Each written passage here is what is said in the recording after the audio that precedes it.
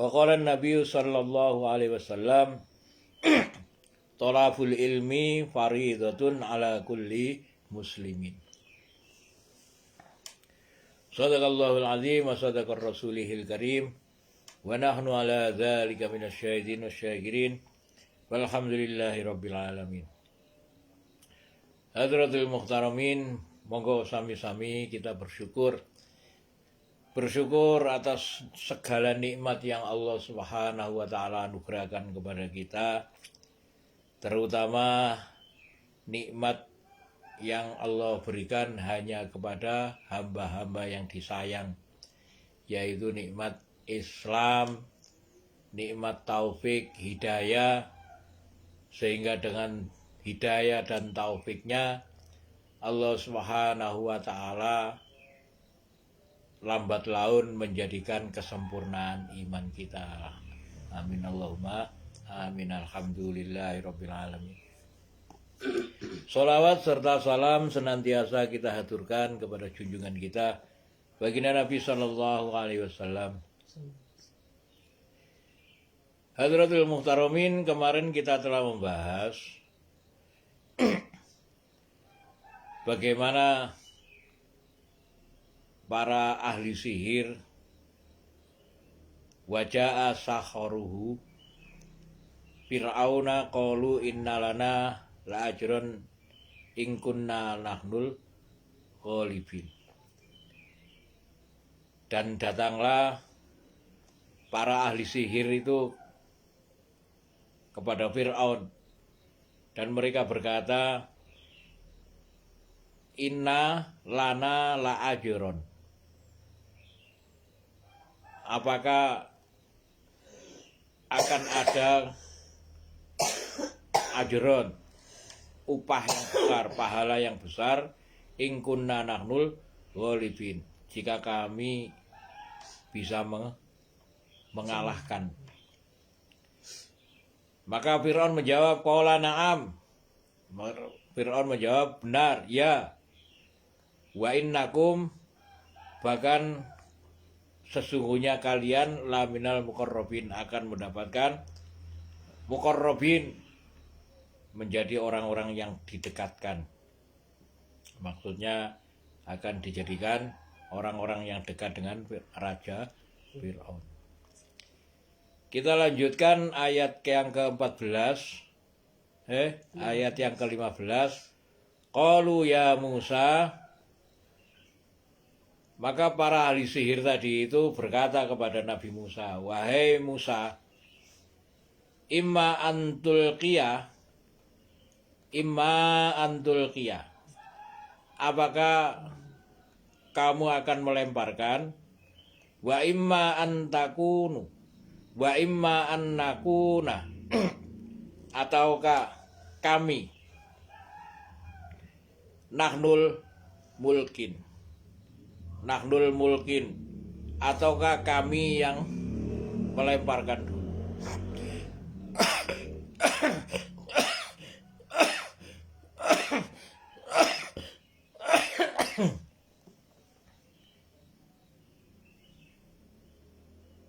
Qolal alqu, maka Nabi Musa menjawab, alqu, lemparkanlah. Falamma alqau, naliko, maka ketika dilemparkan, maksudnya apa yang alat-alat sihir tadi dilemparkan, saharu ayunan nas, maka tersihirlah mata-mata manusia, wastarhabuhum, dan menjadikan mereka ini ketakutan. Waja'u bisikhrin azim, dan datanglah dengan sihir yang besar, agung, yang hebat. Hadirin yang dirahmati Allah Subhanahu wa taala,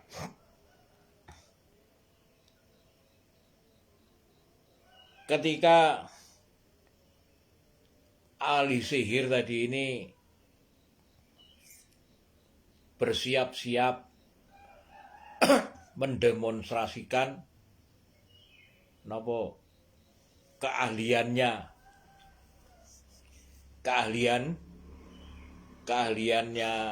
ahli sihir tadi ini,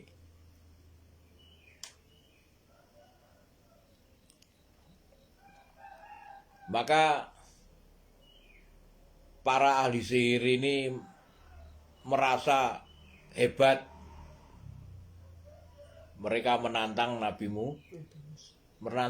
Musa. Dia merasa hebat. Kenapa? Karena pada waktu itu manusia ini dalam keadaan napa jenenge? Subhanallah, tidak kenal dengan agama. Pada waktu itu manusia tidak kenal dengan agama. Sehingga setiap manusia ini mencari kekuatan melalui ritual-ritual sihir. Banyak ahli sihir.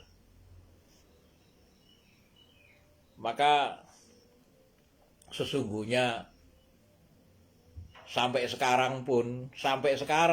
hari ini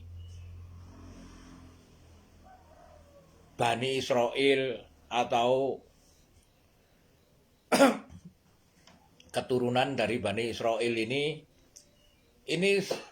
tidak pernah merasa aman dari pengaruh-pengaruh ayat-ayat Al-Quran, sehingga mereka memagari mereka ini dengan sihir.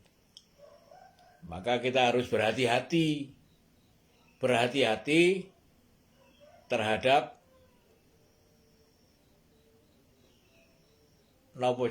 pengikut dari Bani Israel.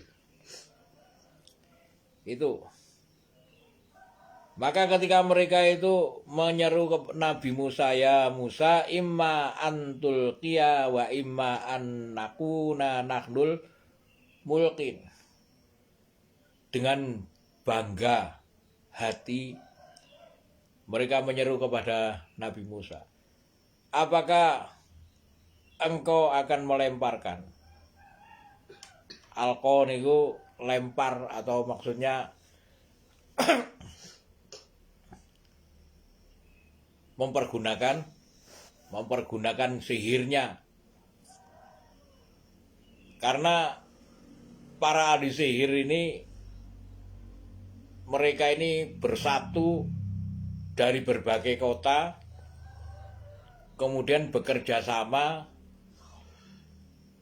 yang diperintahkan oleh Fir'aun untuk melawan satu orang, yaitu Nabi Musa. Sehingga merasa bangga, merasa besar, gak mungkin Nabi Musa itu bisa menang. Jadi perasaan yang semacam itu ada di dalam hati para penyihir ini. Sehingga dengan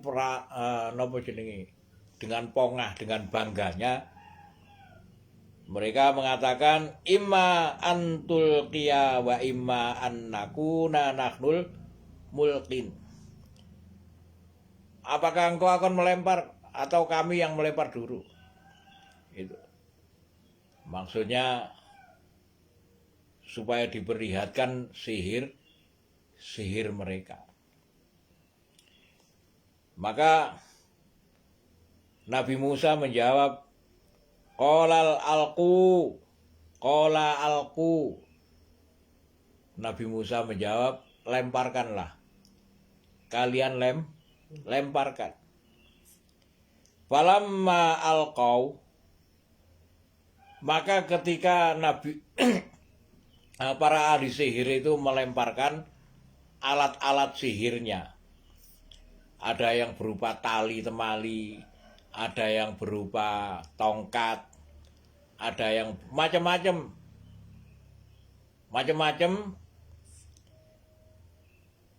Falamma alqau saharu, maka tersihirlah ayunan nas,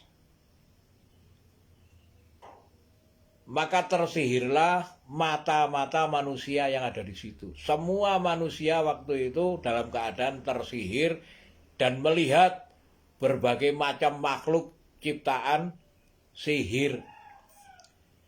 Padahal sihir ini adalah napa jenenge? Istilahnya fata morgana. Sihir ini adalah fata morgana. Sihir ini adalah kekuatan yang mengendalikan napa jenenge? Prasangka manusia. Sihir ini adalah kekuatan yang mengendalikan prasangka manusia, sehingga prasangka manusia tadi ini melihat apa yang dilemparkan atau apa yang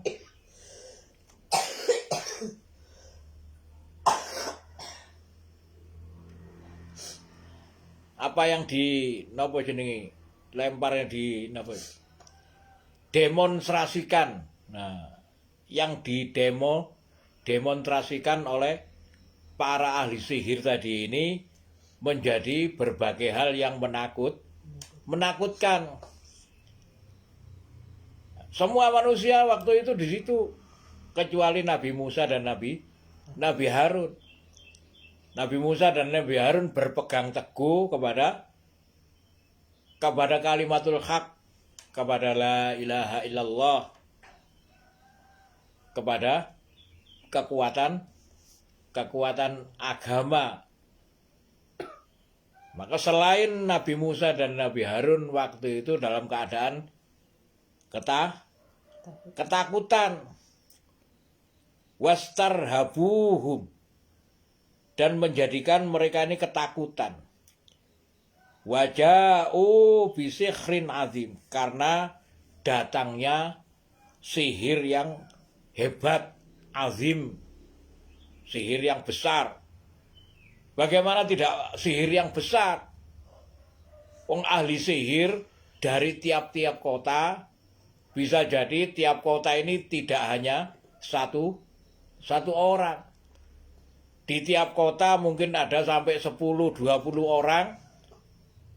Kemudian di seluruh kota berarti bisa menjadikan ratusan, bahkan mungkin menurut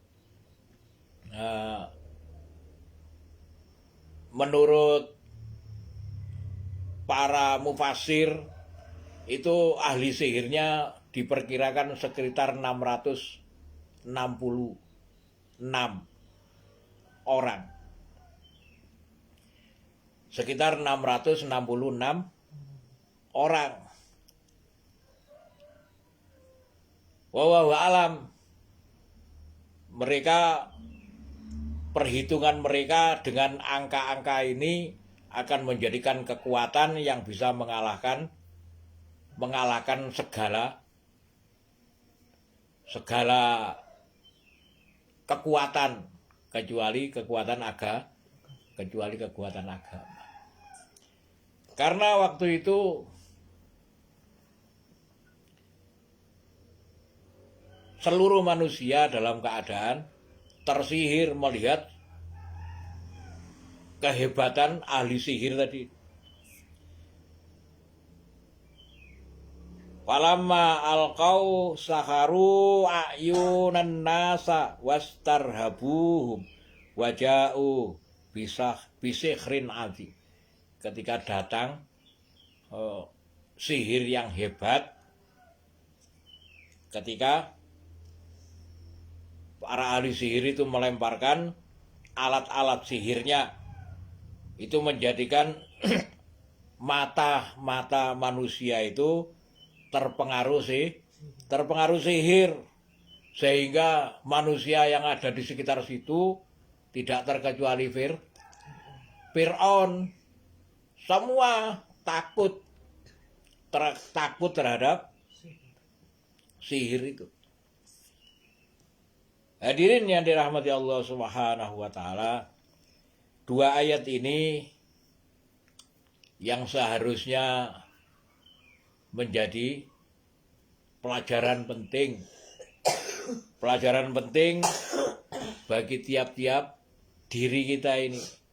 Diri kita ini adalah umat Nabi, umat yang terbaik. Kuntum khaira ummatin, kalian adalah umat yang terbaik yang dilahirkan untuk ukhrijat linnas, yang dilahirkan untuk keluar kepada manusia, amar ma'ruf, sebagaimana yang pernah terjadi. Nabi Musa itu keluar kepada Fir'aun untuk amar ma'ruf. Sebelum Nabi Musa ini kemarin sudah kita masuk kepada Nabi Syu'aib. Nah, sebelum Nabi Syu'aib, Nabi Lut. Nah, sebelum Nabi Lut, Nabi Soleh. Sebelum Nabi Soleh, Nabi Hud. Sebelum Nabi Hud, Nabi Nuh. Dan nabi-nabi ini semua keluar kepada manusia. Nabi-nabi ini keluar, dilahirkan untuk keluar kepada manusia. Nah, sekarang kita ini menjadi umat terbaik. Kuntum khaira ummatin ukhrijat linnas. Kalian ini adalah sebaik-baik umat. Kita ini saat ini dinas oleh Allah, telah menjadi kodok, telah menjadi ketentuan Allah bahwa kita umat Nabi, umat akhir zaman ini ditentukan untuk menjadi umat yang terbaik. Kenapa? Karena Allah Subhanahu wa taala menjadikan Nabi Muhammad adalah nabi yang terakhir, khotaman nabiyyin, penutup para nabi. Tetapi karena agama ini harus ada sampai hari kiamat. Kalau tidak ada agama, maka bumi ini akan segera kiamat. Maka tugas kenabian karena Nabi Muhammad SAW telah dinas menjadi nabi yang terakhir, nabi penutup para nabi, maka umat nabi dijadikan oleh Allah sebagai umat yang terbaik, mewakili para nabi untuk ukhrijat linnas, untuk keluar kepada manusia, untuk amar ma'ruf nahi mungkar. Supaya apa? Supaya agama ini hidup sampai hari kiamat, tidak segera kiamat. Maka ketika kita mengambil tanggung jawab ini, ketika kita mengambil tanggung jawab untuk amar ma'ruf nahi mungkar, maka sebagai dai kita ini harus mengetahui suasana dan keadaan.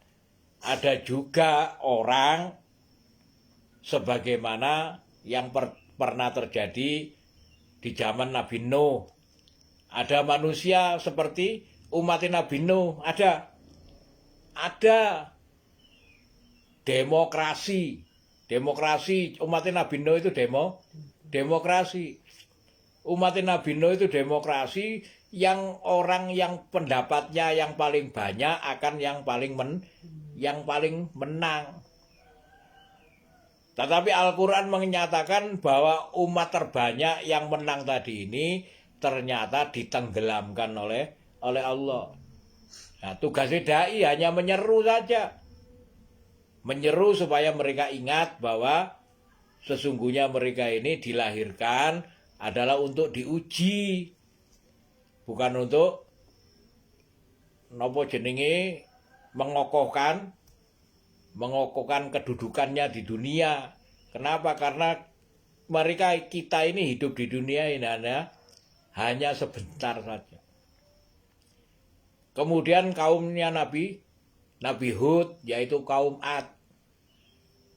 Nabi Hud mendakwakan agama. Saat ini pun kita ini mendakwakan agama sebagaimana Nabi Hud. Maka kita harus mengetahui ada kaum sebagaimana kaumnya Nabi Hud, yaitu kaum Ad. Kaum Ad ini nopo ciri-cirinya? Membesarkan. Badannya besar-besaran, gede-gedean awak. Sekarang ada nopo kan? Oke. Banyak gede-gedean awak, binaraga. Kalau saat ini orang yang besarnya badannya paling besar berapa? Yang nopo jenengit badannya besar itu yang kemarin apa namanya di daerah nopo jenenge niku dari nopo di benua Eropa sana. Benua Eropa, orang yang paling tinggi, paling besar, tingginya itu 2 meter 70 cm, 70 cm, 2,70, 2 meter 70 cm, dan berat besarnya badan ini. Kalau dulu bukan 2 meter 70, zamannya kaum Ad ini 70 hasta. 70 hasta ini kalau kita nopo jenenge 1 hasta ini perkiraan sekitar 35 cm, 30 sampai 40 cm. 40 cm artinya satu orang ini tingginya kaum Ad itu ketinggiannya sekitar 35 sampai 40 meter. Orang sekarang kalau gede-gedean sampai kaum Ad ya gedean kaum Ad. Nah, itu dicontohkan oleh Allah Subhanahu wa taala. Nabi Hud ini mendatangi mereka. Maka kita ini harus mendatangi juga sebagaimana Nabi Hud kepada orang-orang yang gede-gedean awak. Begitu. Kemudian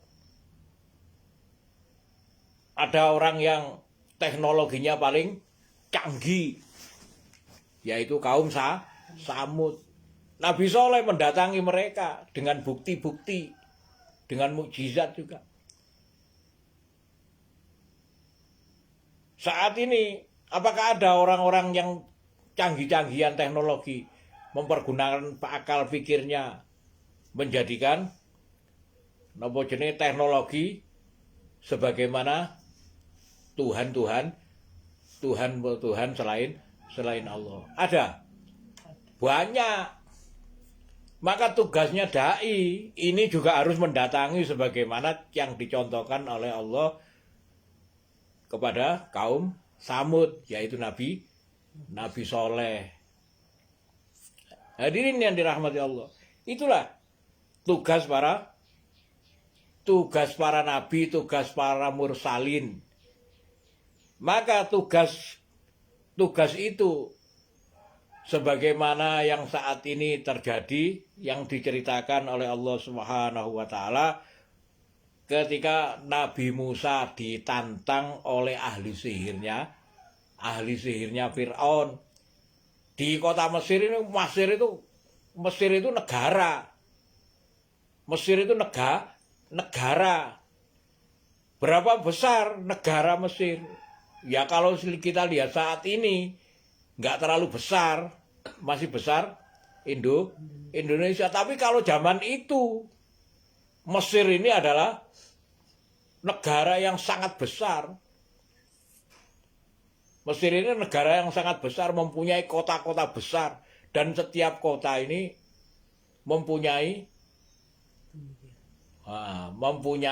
ahli-ahli sihir. Sehingga menurut kitab yang pernah saya baca itu, ahli sihir yang dikumpulkan oleh Firaun ini sebanyak 666 ahli sihir, dan mereka bersamaan mengeluarkan alat-alat sihir untuk menjadikan mata-mata manusia ini tersihir dan mereka merasa takut, tidak terkecuali Fir'aun. Kecuali yang tidak tersihir ini adalah Nabi Musa dan Nabi Harun. Qolal alqu falamma alqau saharu ayunan nasi wastarhabuhum waja'u bisikhrin azim. Hadirin yang dirahmati Allah,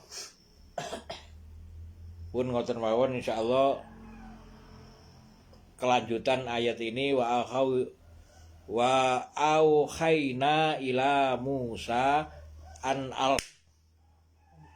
asoka fa idza hiya an alqi asoka wa auhayna ila Musa an alqi asok wa auhayna, dan kami wahyukan ila Musa, kepada Nabi Musa, an alqi, lemparkanlah asoka, tongkatmu, faidha hiya, maka ketika talqofu, ketika dilemparkan, ma ya'fikun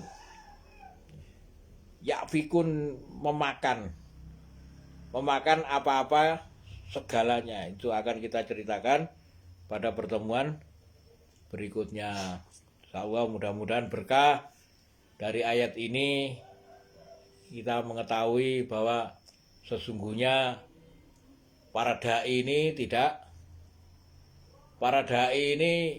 tugasnya tidak mudah. Tugas para dai ini tidak mudah, maka tidak seharusnya para dai ini mengabaikan apa-apa yang ada di dalam Al-Quran. Kenapa? Karena Al-Quran ini adalah pelajaran yang akan menjadikan diri kita ini mengetahui. Ketika kita mengetahui, maka kita mempunyai kewaspadaan. Dan Al-Quran ini mukjizat. Al-Quran ini bisa menjadikan kita ini mendapatkan nusratullah, pertolongan Allah. Barakallahu li wa lakum bil Qur'anil azim wa nafa'ani wa iyyakum bima fihi minal ayati wa dzikril hakim wa taqabbala minni wa minkum tilawatahu innahu wal ghafurur rahim. Alhamdulillah, monggo dibaca, dihafalkan. Bismillah.